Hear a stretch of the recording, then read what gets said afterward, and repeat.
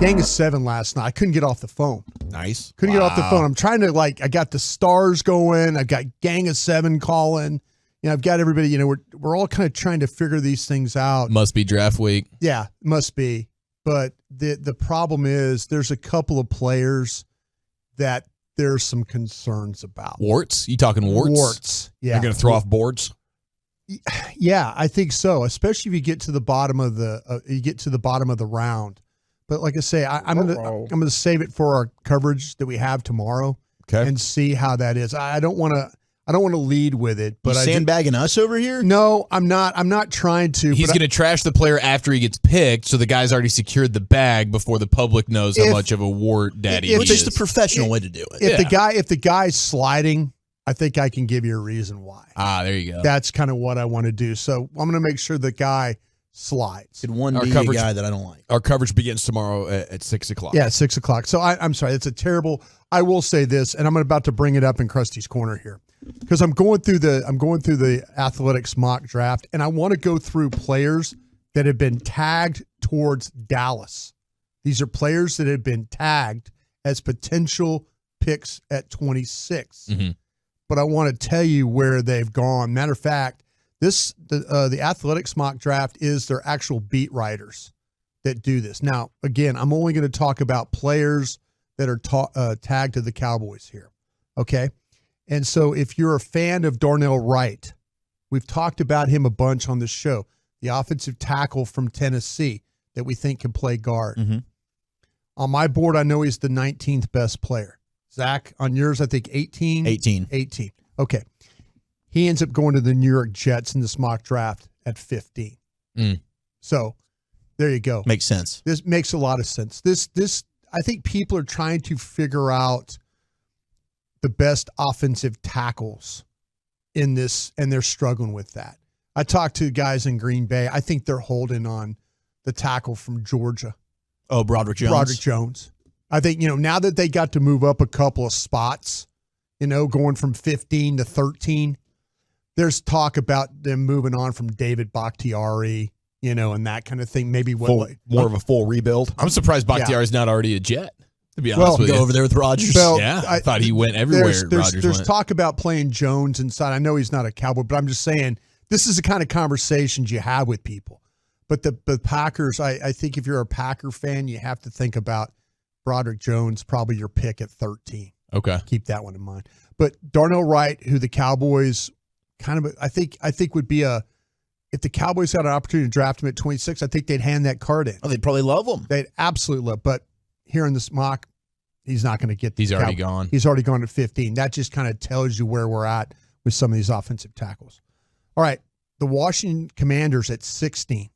Emmanuel Forbes is a guy, the corner from Mississippi State. Gosh dang it. And so people have talked about that if the Cowboys were to look potentially in the secondary, that Forbes would be that guy. So he's 166 pounds. He plays at like 173, but he's a really super talented corner and would be a great fit. He plays well in the press. He can play off. He's always around the ball. He at 170 pounds, he tackles well. He's not fearful about sticking his shoulder in there or his nose in there and making it. But okay. Built solid. He's going to end up at the Commanders at 16. So Emmanuel Forbes goes to the Commanders. At 18, okay, I'm just throwing it out there. At 18 in this mock draft by the athletic staff writers who cover the teams, the Lions take Bijan Robinson. Okay, we know all about Bijan Robinson, right? That was a kind of a curveball. Yeah. That was a curveball. I haven't seen the Lions be the team that might be a best player available thing, but Bijan Robinson, a guy that people have kind of said, if he gets to Dallas, we'll see what happens there. At number 21, here's a new name that you need to think about for the Dallas Cowboys, but he's going to go to the Chargers. But if he gets to the Cowboys, Lucas Van Ness. Okay. Uh-oh. That's a pen throw. Uh-oh. Not interested. Here's the deal is I haven't been particularly – I don't favor Lucas Van Ness. I think he's a good player.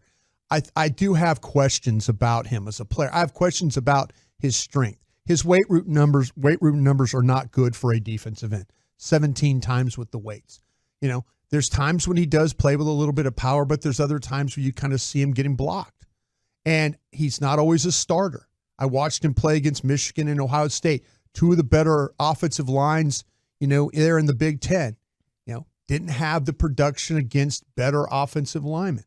But this is a guy that I feel like, though, that if the Cowboys were at 26 and he was there, keep an eye on Lucas Van Ness. That could be a pick that the Cowboys, again, I don't particularly like the pick.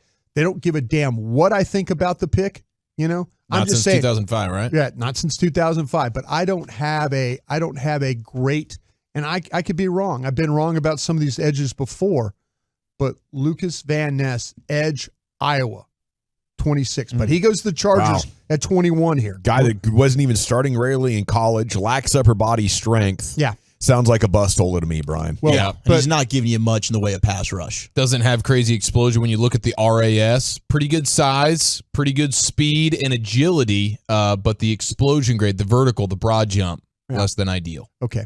But there you go. Keep an eye on that one. Is there enough room in this town for two Lucas? That's the real question. Well, it's Lucas. Lucas.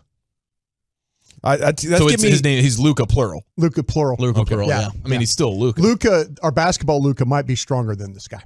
That makes me nervous. And bigger. But so did Tyler Smith last year, before the draft. No, I trust Doncic on the edge more than I trust question. this The Cowboys are good at this stuff, but keep an eye on Van Ness if he ends up. Okay, real quickly here.